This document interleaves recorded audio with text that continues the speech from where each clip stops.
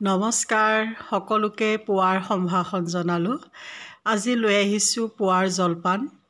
আজি বৰা চাউল মই 1 কাপ লৈছোঁ। যোৱা বছৰৰ চাউল হয়। এতিয়া চাউলখিনি বৰ ভালদৰে ধুই ল'ম। ধুনীয়া হৈ আছে, এয়া ঘৰৰ চাউল। এতিয়া মই চাউলখিনি এটা বাউলত লৈ ভালদৰে পানী দি ধুলোঁ। ধুই পেলাই 10 মিনিটমান সময়ৰ কাৰণে ৰাখিব লাগে। মই ইয়াত 5 মিনিট সময় ৰাখিলোঁ। তাৰপিছত গেছটো অন কৰি পেনখন বহাই দিলোঁ আৰু ইয়াত মই গোবৰ্ধন গৰু ঘিউ ব্যৱহাৰ কৰিছোঁ। 1 চামুচ দিছোঁ, ডাঙৰ চামুচৰ। এইটো নিজৰ মতে দিলেই হ'ল। হয়তো কোনোবাই ঘিটো অলপ কমাই খায়, তেতিয়া কমকৈ দিলেই হ'ল।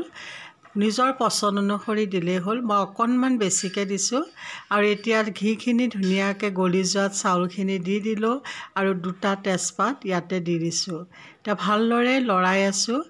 ঘিতে অকণমান সময় চাউলখিনি ভাজিব লাগে, ভাজিলে খাবলৈ সোৱাদ হয়। এয়া মই এনেদৰে লৰাই আছোঁ। 5 মিনিটমান সময় কম জুইত ঘিতে চাউলখিনি ভাজি আছোঁ। এনেদৰে ভাজি হওঁতে ইলাচি, ডালচেনি আৰু 2ডাল লং, এইটো নিজৰ পচন্দ অনুসৰি দিলেই হ'ল। মই খুন্দনাটোত খুন্দি লৈছোঁ। গুড়াও পায়, মই এনেদৰে গোটা ইলাচিটো খুন্দি পেলাই লং আৰু অকণমান ডালচেনি দি পেলাই এতিয়া এনেদৰে লৰাই আছোঁ। দেখা পাইছে চাউলখিনি ধুনীয়াকৈ ভাজ খাই গৈছে। আৰু চেনি সোৱাদ অনুসৰি চেনি ব্যৱহাৰ কৰিছোঁ। মই আধা কাপতকৈ কম দিছোঁ। নিজৰ মতে হয়তো কোনোবাই চেনিটো কমাই খায়, মই অলপমান কমাই দিছোঁ। নিজৰ পচন্দ অনুসৰি চেনিটো দিলেই হ'ল। আৰু এতিয়া 1 কাপ গৰু গাখীৰ দিছোঁ। পানীৰো বনাব পাৰি। মই ইয়াত গাখীৰ 1 কাপ দিলোঁ আৰু এনেদৰে গোটেইখিনি মিলাই দিলোঁ। আৰু অকণমান পানী দিব লাগিব। এতিয়া 1 কাপ পানী দিছোঁ, যিহেতু অকণমান সময় সিজাব লাগিব চাউলখিনি। গোটেইখিনি গাখীৰো ব্যৱহাৰ কৰিব পাৰি, কিন্তু মোৰ এতিয়া গাখীৰ কম আছিল, সেয়ে মই 1 কাপ গাখীৰ আৰু 1 কাপ পানী দিলোঁ আৰু সোৱাদ অনুসৰি চেনি দিলোঁ। অলপমান সিজিলে মই মছলাখিনি দি দিম। আচলতে পুৱা আমি ৰুটি খাওঁ বা বিভিন্ন ধৰণে জলপানো খোৱা যায়। আজি ভাবিলোঁ বৰা চাউলখিনি আছে যিহেতু জলপান বনাওঁ। ৰবিবাৰে অকণমান সময় পোৱা যায় পুৱা ভাগত, সেয়ে এনেদৰে বনালোঁ। এতিয়া মছলাখিনি দি দিলোঁ ওপৰত ধুনীয়াকৈ আৰু ধুনীয়া সুগন্ধি ওলাইছেই।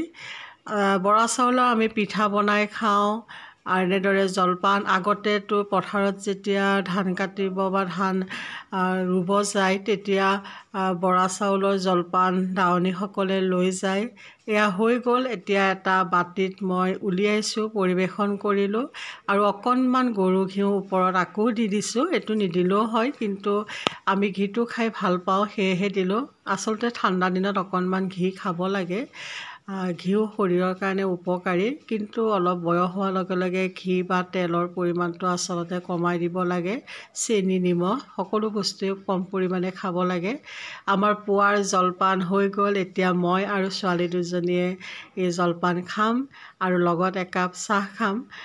মই চাহখিনি দেখা নাই। আজিলৈ ইমানেই। ধন্যবাদ। মোৰ ভিডিঅ'সমূহ চাই থাকিব, লাইক কমেণ্ট কৰিব, লগতে শ্বেয়াৰ কৰিব আৰু নতুনসকলে যাতে মোৰ চেনেলটো ছাবস্ক্ৰাইব কৰি দিয়ে। ধন্যবাদ।